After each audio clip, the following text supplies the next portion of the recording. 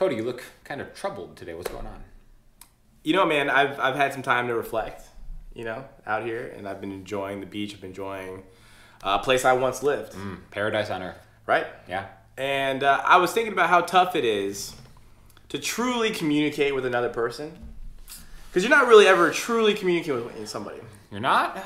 My words... words... We're talking right now. Right. But my words to you aren't necessarily a reflection of what I mean. Because you're hearing them, not necessarily you, but a reaction of 30-some years. Sure. Of experiences, right? I'm running every phrase through a filter. At all times. So hopefully, what I truly mean, if I'm even able to get what I truly mean out to you, which goes through 28 years of my stuff. Yeah. Once it actually gets to you, I'm hoping that the filter coming the other way is, as thoughtful and genuine. Right. So when I say a word like John Mayer, it's already like, ooh, right? Or or when I say like Rick and Morty, right? You already, because whether whether it's a John Mayer album or Rick and Morty episode or whatever the art is, before you ever get to the content itself, you're going through a million different filters about how you already feel about it or what you think you already know. Those are two popular things that you just mentioned. Right. Very popular. Because the thing that both of them have in common is the worst thing about them are their fans. Right? You said it, not me. Right. So this kind of brings me into something that you and I talk about a lot, and that is like, why are we so naturally want to like be a contrarian, or in your case, a hipster, or in some cases, a hipster contrarian, right? Which is what I've been accused which is of. The most cancerous form of both. We can get to that more later. I have some thoughts on that, but I feel like you're on a bit of a no. So it's like I think about that. I think about your contrarianism, if you will. Which I don't shy from. Some people are like, I'm not a contrarian. I'm accepting. I think nowadays you're a lot better about it. Oh yeah, yeah, sure. Yeah, but you're self-awareness, being a contrarian about being a contrarian. Yeah. So I think a contrarian would be right, which is right. You're just acting as your nature would. So I mean, but to be aware of your own contrarian nature, and then to embrace it, big growth. Big growth. Yeah, it's really kind of like the pinnacle. To not shy away from it, not to see it as destructive. But see it as a tool. Yeah, it's part of my personality. Right. If someone tells me to listen to new music, I'll be like, "Yes, probably not gonna happen." Like, this is really good. Like, this is like the best TV. This is the best movie. It's like, okay, I was actually on my way to go see it, but now that you told me to, I'm making different plans. And you know what? And I've used this against you. So we have a good buddy Logan. You've promoted his workings on this. Yes. And I wouldn't feel right being on your channel without bringing him up. Of course not. And you and I have had three of us have had the same group chat for a very long time. And it's become a hub of finding new music, more so than like an algorithm in Spotify or something. Yeah, it's great. It's like designed to recommend music. So much of the listening homework you guys get comes from that group chat. Right. So, and on that, I know for a fact if there's something I'm passionate about, and I already know Logan's like hooked on it, I cannot tell you like, hey, dude, by the way, this is like a game changer for me.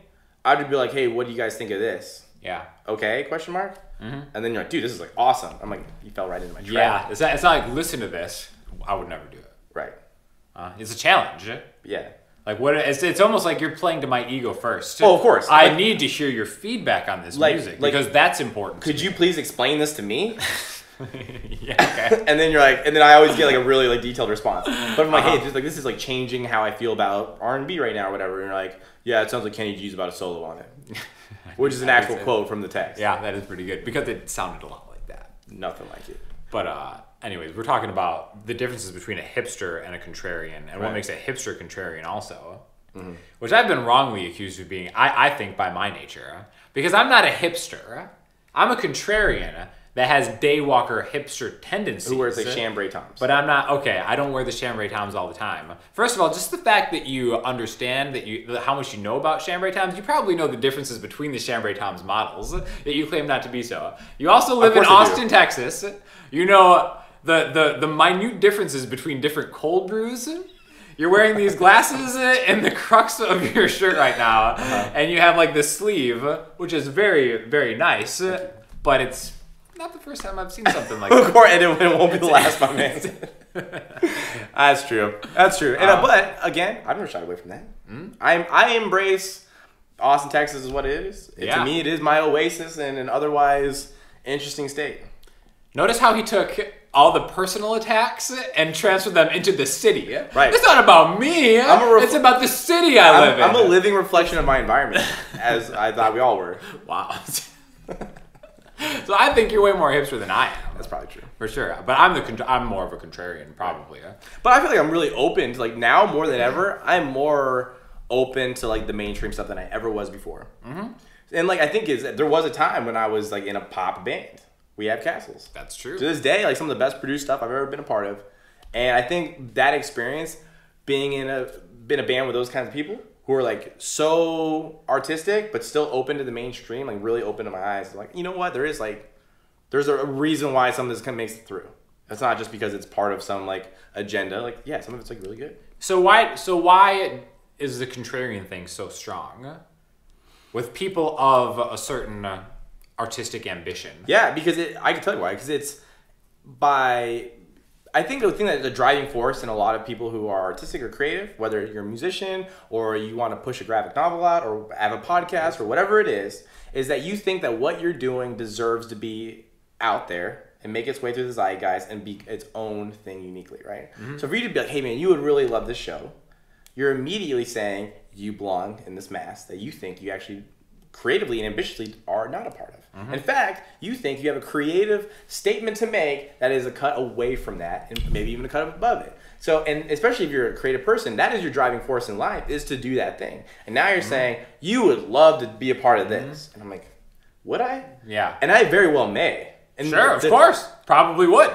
Because the reality is I'm not unique enough to not like it. Yeah, You know, like, and the recommendation is probably made with love and pure intentions. Oh, it's like, but hey, like you take it as like, you know, this is like something you're trying to do, but you're not good enough at it yet. So here's somebody who's doing it really well. Doing it really well. Yeah. It's like you take it that, but no, it's like, no, you should just watch this. Right, I get a lot of joy out of it. I'd love to spread that joy to you in some way. So yeah, but watch like, no, it's like, how dare you give me a recommendation? Right. Is there something I wouldn't be privy to already? Like I live in a freaking cave. Like I know what's going on out there. Right, and I get kind of, you know, I get a lot of flack for like the John Mayer thing that we talked about. But like you are in a similar boat too. Yeah. Because you are such a diehard Elliott Smith fan. Oh, diehard Elliott Smith. And the hardest part about me getting to Elliott Smith is waiting through all of you guys. Like if there was some stage, some altar I wanted to sit cross-legged at and weep to watch him play, I'd have to get through 40,000 of you to get there. It'd be tough to get there. It would be. Tickets would be sparse. Right. So so that alone, like that's my own. That's my own trick, right? I'm just like, man, like, for sure.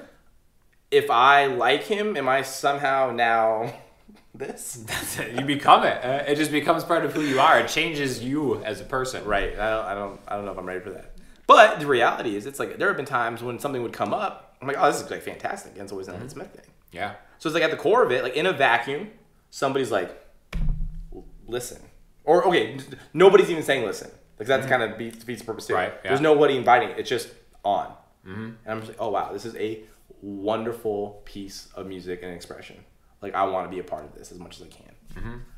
But it's never that simple. And usually. And that's the human experience part of getting it. Because it's not in a vacuum. It's through you and all of the experiences you've had and everything up until that point. And that's the other thing too that we're not even really talking about. It's like, when are you recommended it to it? Yep. What happened to you in the last 24 hours that would make you less? Are you in a good mood? Are you in a bad mood? Are you creatively fulfilled? I guarantee if I'm at a place where I didn't just release something and you're like, hey, check this out, I might be more resistant to it than if I'm more like feeling the rush of like accomplishing something creatively. And like that part of me is like taken care of.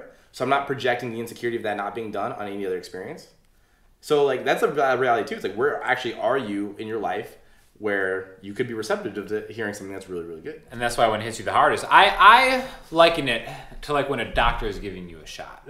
Okay. The ones who are the best, they have your attention or whatever, and they prick you while they're, it's like, oh, that was it, it's over. It's like here it comes, this is gonna hurt. Right. It's like, you're an awful doctor. Don't say that. Don't tell me. Because now I'm like gonna tense up, and now it's gonna be awful. And now, because of like your sense of like alertness and how you're preparing for me, I'm already setting expectations of what this experience is gonna be like. And it's a negative one. Yeah. So I'm just gonna act accordingly because you're the professional.